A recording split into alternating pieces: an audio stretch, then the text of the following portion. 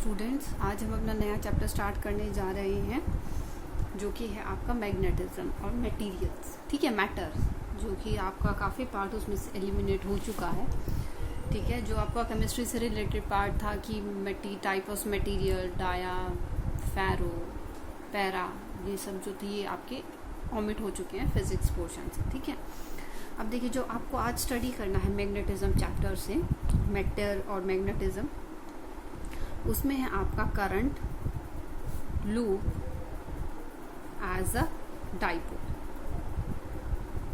ठीक है, ये आपका फर्स्ट टॉपिक है, current loop as a dipole. Fine, ठीक है। तो इसमें देखिए आपको क्या स्टडी करना है कि जो आपका एक करंट लूप है, ठीक है, इसमें आपका करंट फ्लो कर रहा है नॉर्थ टू साउथ, साउथ मतलब एंटी क्लॉकवाइज या क्लॉकवाइज, तो उससे आपको पता चलेगा कि ये नॉर्थ पोल साउथ पोल बना रहा है, एज अ डाइपोल बिहेव करेगा। अब डाइपोल आपको पता है कि आपके पास दो, जैसे आपने इलेक्ट्रिक फील्ड में भी पढ़ा होगा, जो आपका फर्स्ट चैप्टर था, कि आपके पास दो चार्जेस थे। ठीक है, उनको आप एक डिस्टेंस से सेपरेट करा रहे हैं। ठीक है, तो अब इसमें आता है कि आपके पास हमेशा ही डाइपोल होता है।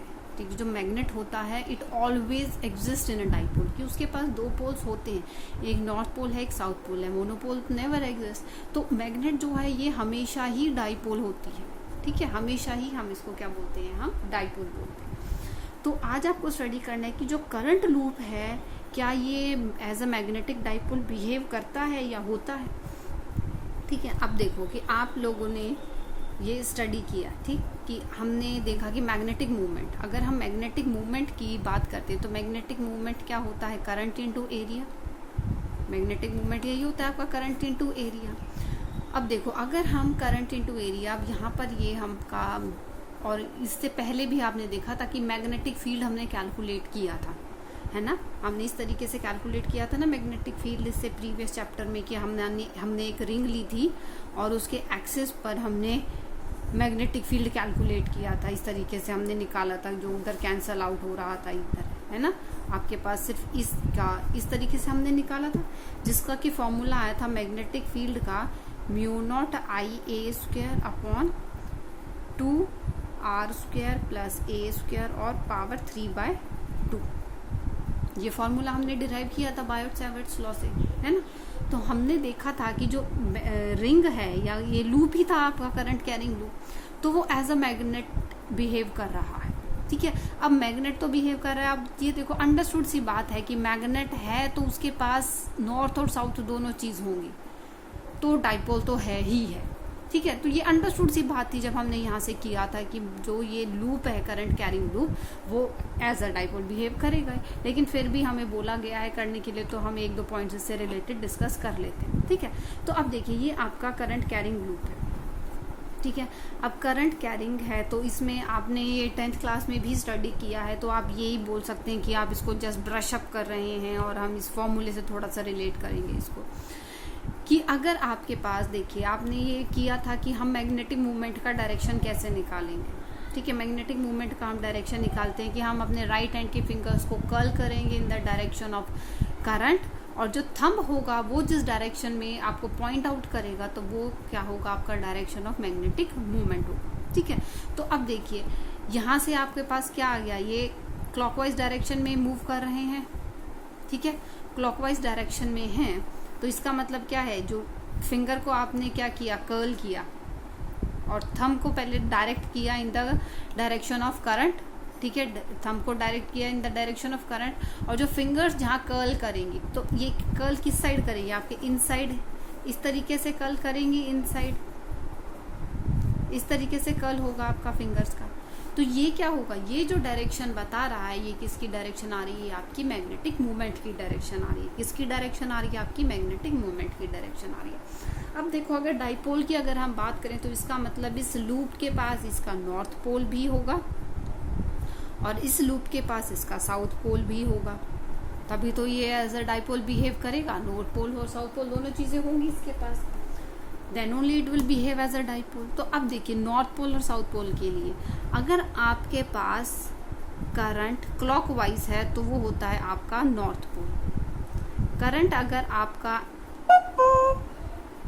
एंटी क्लॉकवाइज है नहीं सॉरी, करंट अगर ये क्लॉकवाइज है तो होता है आपका साउथ पोल और ये होता है आपका नॉर्थ पोल। वो देखिए कैसे आपने 10th क्लास में स्टडी किया था, जो जिस डायरेक्शन में है तो उधर आपने देखो ऐसे पॉइंट आउट करके बनाई थी फिगर, और ये इस तरीके से आपने बनाई थी, है ना। तो ये क्या था, डायरेक्शन आपकी एन की आ रही है, तो क्या एंटी क्लॉकवाइज में आपका एन पोल होगा और आपका क्लॉकवाइज डायरेक्शन में आपका साउथ पोल होगा, ठीक है।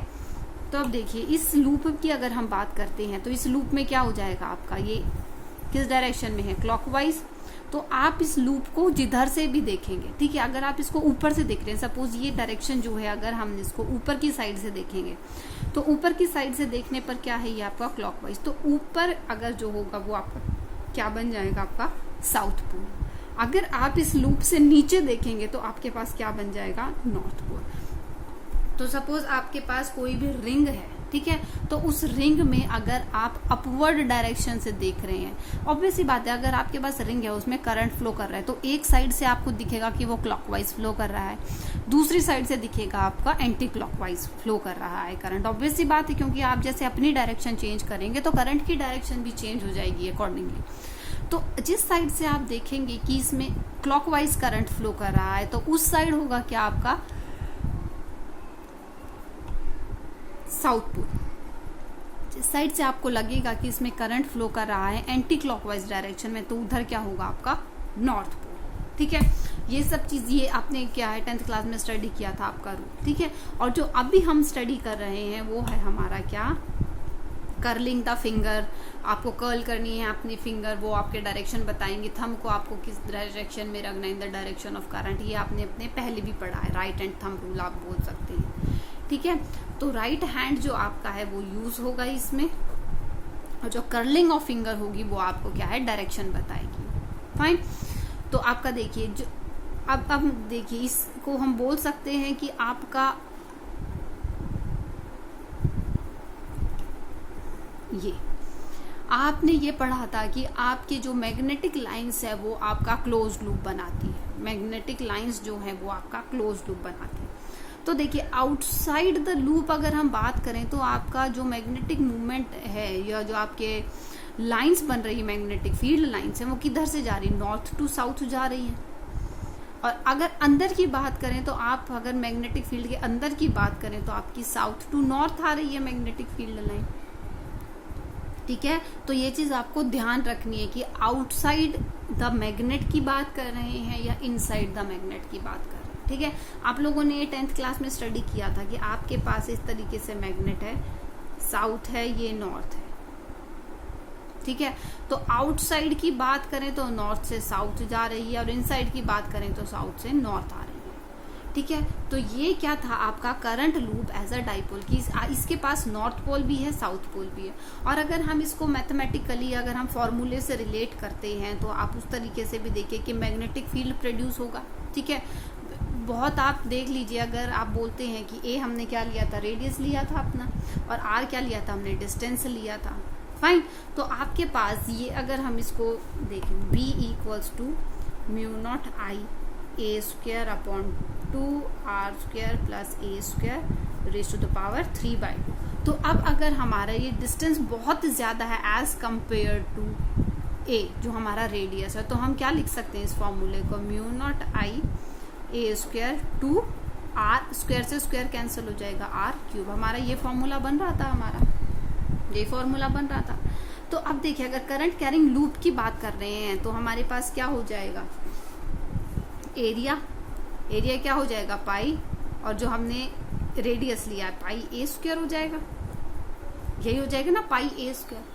तो हम क्या करेंगे, इसको रिप्लेस कर दें तो हम एरिया की टर्म में अगर हम लिख दें, क्योंकि हमें यह निकालना है मैग्नेटिक फील्ड हम कैलकुलेट कर रहे हैं in terms of magnetic movement, ठीक है। क्या कर रहे हैं हम मैग्नेटिक फील्ड को कैलकुलेट करेंगे in terms of magnetic movement, ठीक है। तो अब देखिए अगर हम इस एरिया पाई ए स्क्वायर है तो हम पाई से मल्टीप्लाई कर दें, पाई से डिवाइड कर दें, तो हमारे पास क्या आ जाएगा, म्यू नॉट पाई 2 पाई ए स्क्वायर आई और अपन यहाँ पर r³। तो इसको हम क्या लिख सकते हैं, एरिया लिख सकते हैं। तो हम इसको क्या लिख देंगे, mu naught I A upon 2 pi r³। हम इसको इस तरीके से लिख सकते हैं 2 पाई r³, फाइन। और म्यू नॉट अपन अगर 4 पाई अगर हम इसको एक कांस्टेंट ले रहे हैं और हम म्यू नॉट अपन 4 पाई की हमें वैल्यू पता है, तो अगर हम इसको म्यू नॉट अपन 4 पाई बना दें तो 2 से मल्टीप्लाई 2 से डिवाइड कर सकते हैं, ठीक है। अदरवाइज इसको ऐसे रहने दीजिए, आपको फाइनल जब आंसर लिखेंगे तो 2 से मल्टीप्लाई करना पड़ेगा, क्योंकि म्यू नॉट अपन 4 पाई की वैल्यू पुट करेंगे आप। तो अगर हम यहाँ पर म्यू नॉट अपन 4 पाई बनाते हैं इसको, तो mu naught upon 4 pi 2IA upon r cube, ये फॉर्मूला बन जाएगा हमारा। और IA क्या होता है आपका? मैग्नेटिक मूवमेंट होता है। क्या होता है आपका? मैग्नेटिक मूवमेंट होता है। तो mu not upon 4 pi 2 magnetic movement को हम कैपिटल M से रिप्रेजेंट करा दें, और ये हमारा क्या है? वेक्टर क्वांटिटी होती है, और आर क्यूब। तो ये क्या आ गया आपका? मैग्नेटिक फील्ड आ गया है in terms of magnetic movement. क्या आ गया है? मैग्नेटिक फील्ड आ गया है in terms of magnetic movement, ठीक है। तो ये तो था आपका एक छोटा सा टॉपिक जो आपको करना था कि current loop as a magnetic dipole, ठीक है। तो आपको पता लग गया कि करंट लूप है तो एज अ मैग्नेटिक डाइपोल वो क्यों बिहेव कर रहा है, ठीक है। और आपके लिए जो एक नई चीज आई है वो सिर्फ यही है कि आपने इसको एक फॉर्मूले से रिलेट किया है, जो कि आपने 10th क्लास में नहीं किया था, ठीक है। और मैग्नेटिक मूवमेंट क्या होता है? Magnetic movement is equal to current into area, fine. तो उससे हमने क्या निकाला है? अपने इसको रिलेट किया। तो हम क्या बोल सकते हैं कि जो मैग्नेटिक फील्ड है वो डायरेक्टली प्रोपोर्शनल होगी आपकी जो मैग्नेटिक मूवमेंट है, क्योंकि जितना ज्यादा करंट होगा आपका, जो मैग्नेटिक मूवमेंट क्या है? IA, तो जितना ज्यादा करंट होगा उतनी ज्यादा मैग्नेटिक मूवमेंट होगी आपकी, ठीक है। तो यहाँ से भी आप इसको रिलेट कर सकते हैं। तो आज जो हमने नया चीज की है 10th से आगे, वो किया है क्या? एक नया नाम देखा है हमने कि current loop as a magnetic dipole, ठीक है। और करंट लूप हमने देखा कि एक साइड से, ये आपको 10th में पता था, एक साइड से अगर हम देखते हैं क्लॉकवाइज डायरेक्शन है, एंटी क्लॉकवाइज डायरेक्शन है, तो आपका नॉर्थ पोल बनेगा, साउथ पोल बनेगा, वो आपको चीज़ें क्लियर, ठीक है। आज हमने क्या किया? उसको फॉर्मूले से रिलेट किया है मैग्नेटिक फील्ड को और मैग्नेटिक मूवमेंट, फाइन। तो स्टूडेंट्स ये छोटा सा टॉपिक था आपका, तो इससे आगे हम अपने नेक्स्ट वीडियो में कवर करेंगे। Thank you students, that's all for today.